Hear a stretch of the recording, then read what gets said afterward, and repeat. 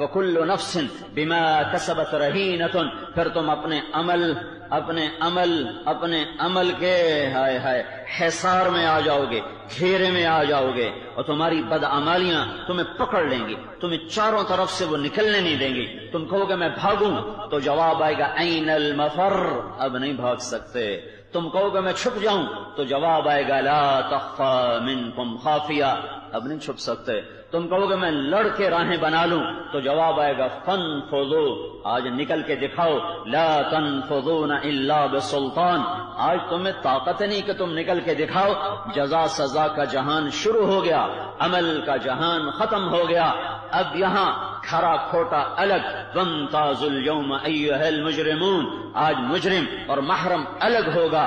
وہ دنیا تھی جہاں زکریا علیہ السلام 2 ٹکڑے کر کے پھینک دیے گئے، اور وہ دنیا تھی بیٹا باپ کے ساتھ کیا ہوا، چیر دیا گیا، بیٹے کے ساتھ کیا ہوا، یہودی بادشاہ کے دربار میں لٹایا گیا اور ہاتھ پاؤں باندھ کے ایسے ذبح کیا گیا جیسے بکرے کو ذبح کیا جاتا ہے، گردن کو الگ کر دیا گیا اور دھڑ کو الگ کر دیا گیا۔ اتنا عظیم الشان نبی، اس کا سر تن سے دھڑ سے جدا اور گردن الگ کر دی، بکرے کی طرح ذبح۔ ولید بن عبد الملک نے دمشق میں جامع مسجد کی بنیاد رکھی۔ وہ مسجد بھی ایک عجوبہ ہے، آج بھی قائم ہے، اسی پر عیسیٰ علیہ السلام اتریں گے، اس کے مینار پر۔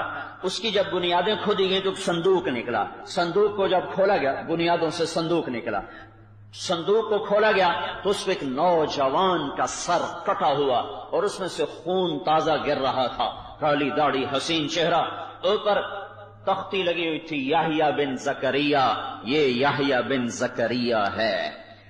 ہاں یہ دنیا میں ہوا ہے، یہ دنیا ہی میں ہوا ہے، اسی جہان میں ہوا ہے۔